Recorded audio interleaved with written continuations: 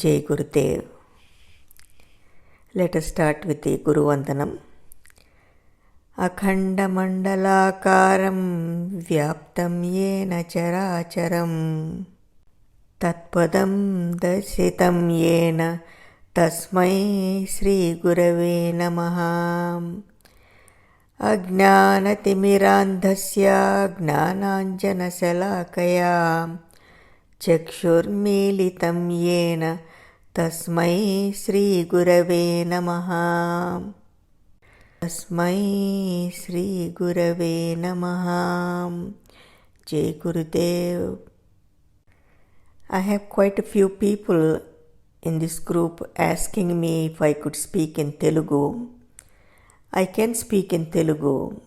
The other day when I went to our mutt, in the old city, I spoke in Telugu and Narayanananda Giriswamiji was there.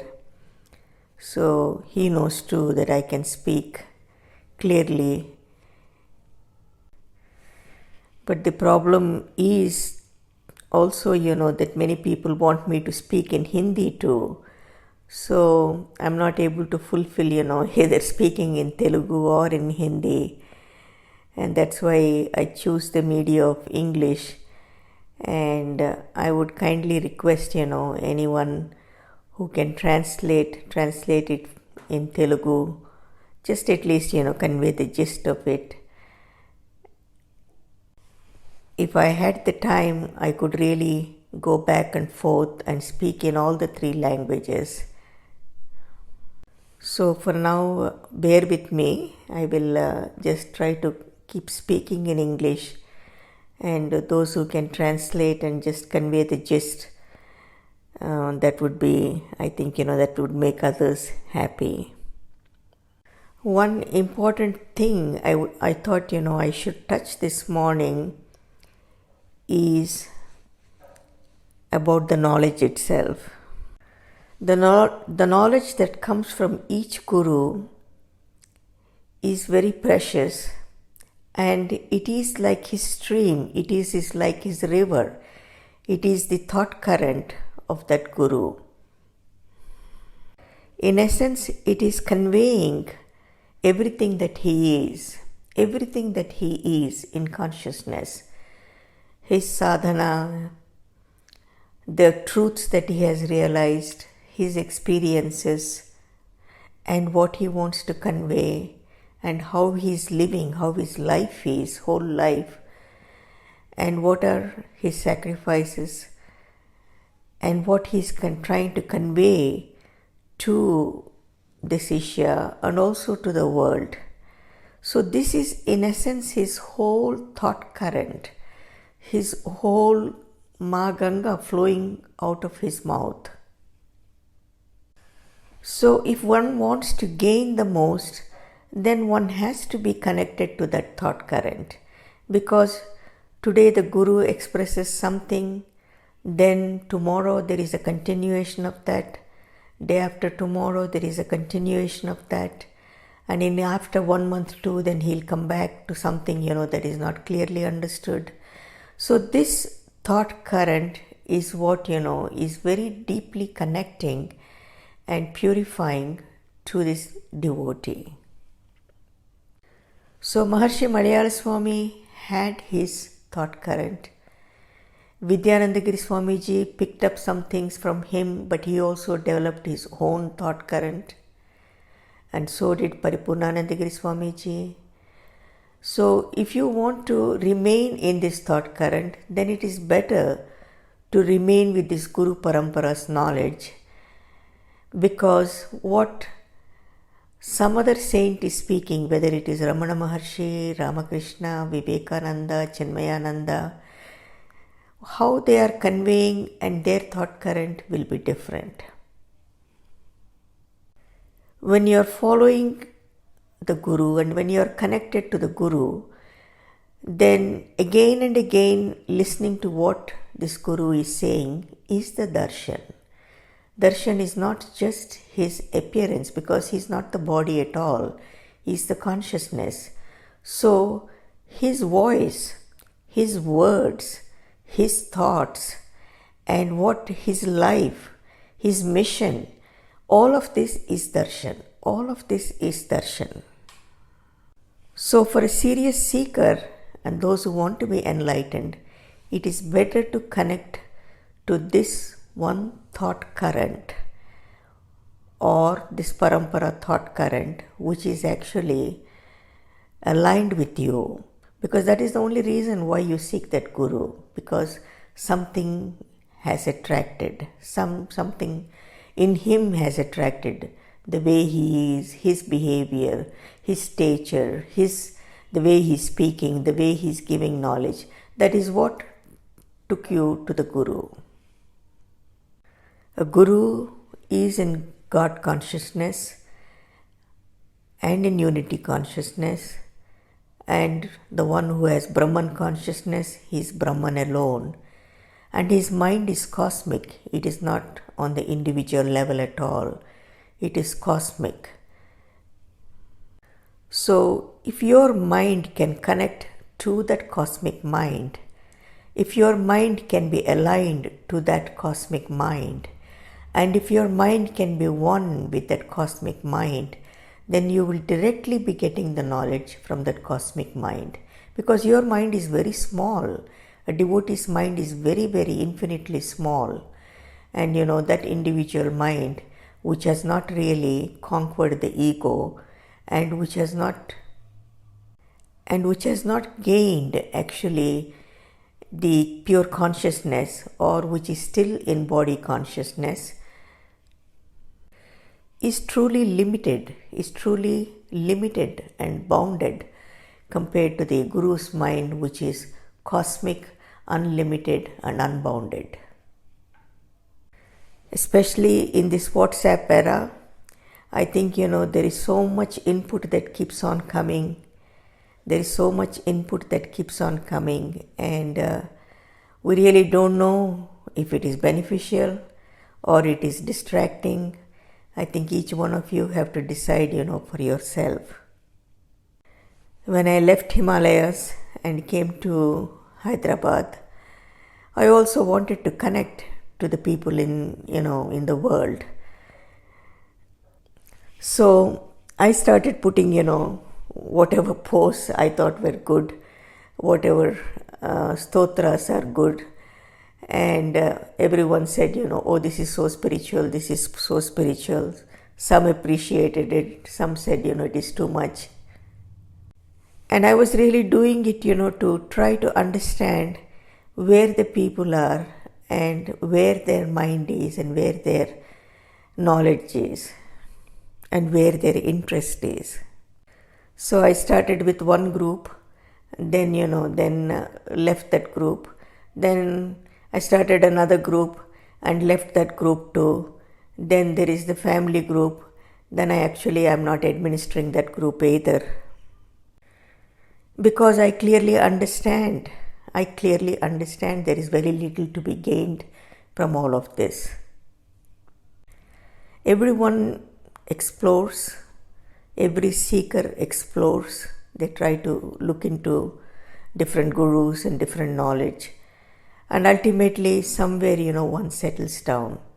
And when one settles down, it is a very good thing, because then you know that you have met the guru you like, and you know that knowledge is really inspiring you, and that knowledge is reforming you, and that knowledge is transforming you, and that knowledge is enlightening you. I grew up being associated with Malayala Swami organization, because my grandparents and my parents have been very closely associated. And also Paripurnanandagiri Swamiji is there. So I would always be listening to parts of that knowledge, although I never really had time to read much of his knowledge until I left to States. Then when a few years after being in States, when I heard, that his whole, the library of his books, all were published, then I asked Paripurnanandagiri Swamiji to send me the whole range of his books, and I had them in my library. And whenever I had time, I would browse them, I would read them, and try to understand this Mahatma, this Mahagnani, this Maharishi. While in States, while I was exploring to learn meditation techniques, then I came across TM, and that is how I got connected with Maharishi's knowledge. I took the Siddhis later, and in 1986, Maharshi brought Ayurveda to the West, to the licensed doctors in United States. So I took that course, and there later in 1988, I had the desire to start writing on Ayurveda. It was just an inspiration because I don't come from a traditional Ayurveda family, nor am I a Sanskrit scholar. I studied in English medium schools, and then I'm a pure allopathic physician who was drawn to Ayurveda to understand the dimensions, the great and vast dimensions of this ocean of knowledge. So when Maharishiji gave his blessing that I could write on Ayurveda, then I wrote 12 books spanning for the next 3 decades. But it was a great challenge once I sat down to think, what should be written and how I should be aligned to Maharishi's knowledge, and how I should maintain the purity of Ayurveda, and at the same time how to keep the reader engrossed in it, was an extraordinary challenge, a real great challenge. Then I prayed to Maharishiji. I said, please help me, stay in my heart and guide me how to write this, how to present this. And the next thing, what happened was miraculous because my mind became completely aligned to him. It is very difficult. At that time, I did not even know. Only now, thinking back, I can say my individual mind was aligned to his cosmic mind. My individual mind had a union with his cosmic mind, and he was giving me the knowledge. He was pouring out the knowledge. I simply remained like an instrument, just delivering this knowledge, and it was actually Maharishiji who was giving that knowledge. I had no idea then, and even after many years, I was always very grateful. I said, Maharishiji, you're helping me, you're in my heart. But I never knew how much this alignment and this union of my mind was with his cosmic mind. So much so, many people would say, you are speaking like Maharishiji, you are writing like Maharishiji, your words resonate that. I never really felt, that I was as great as Maharishiji, but the fact remains, yes, the meeting of the minds came, the union of the minds came. His mind took over my mind. And it was purely the devotion.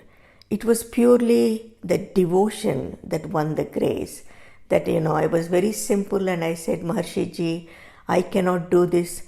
I am incapable of doing this. You have to come and help me. And this writing was the most purifying thing for me because so many things that I did not understand, were clearly understood. And so many things that I needed for my own transformation happened. And so much for my own enlightenment came because of this writing and then living that life based on what I understood and what I believed and what was dharmic. So based on this simple experience, I would say that, yes, there is a thought current of the Guru. One has to be aligned with it. If you want to be enlightened, If you really want to be enlightened, and if you don't want your life to be wasted, then you have to be aligned to that thought current. And every day, read, follow, and then, and meditate, contemplate on what this Guru is saying, and then attain what you need to attain. I will talk about these experiences as we go along, but we have to be aligned to the Guru. We have to be one with the Guru, and only then Guru can give all that is needed to fill your begging bowl. Until one gets enlightened, everyone is a beggar. Everyone is a beggar. Do you have enough knowledge? Do you have enough happiness? Do you have enough contentment? When you don't have enough, then you are a beggar. So when everyone is a beggar, then we have to be able to even beg gracefully and say, please fill that bowl and bring completion to me. Give me Purnatvam. So I will stop here, and then thank you so much. Jai Gurudev, Jai Gurudev. Jai Gurudev. I gave a series of talks when Sri Paripurnanandagiri Swamiji asked me to speak during the Chaturmasa Vratam that began with Guru Purnima celebrations in the year 2018 in Gandhinagar, Hyderabad. So these talks were on Guru and also on enlightenment. For many of you who are not familiar with my background and my relationship with Maharshi Malayala Swami organization, Malayala Swami is our family guru for 5 generations, and Sri Paripurnanandagiri Swamiji and Sri Asangananda Swamiji are my brothers. We belong to the same family. They remained in the Malayala Swami tradition and rose to the highest order in that organization. Pujya Sri Paripurnanandagiri Swamiji is the head of the ashram or the Pitadipati, and Pujya Sri Asanganandagiri Swamiji is the Uttaradhikari now and will succeed Sri Paripurnanandagiri Swamiji as the next Pitadipati. I have chosen Maharishiji, that is Maharshi Mahesh Yogi Ji, as my personal guru and continue serving him and his vision. This is my destiny. As a householder, Maharshi's knowledge and teachings took me on this blissful path.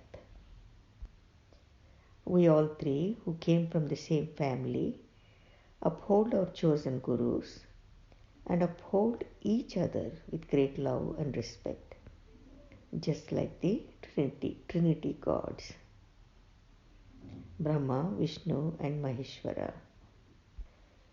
We are indeed fortunate, and we have deep gratitude to our enlightened grandmother who planted the seeds for our birth and evolution in this family.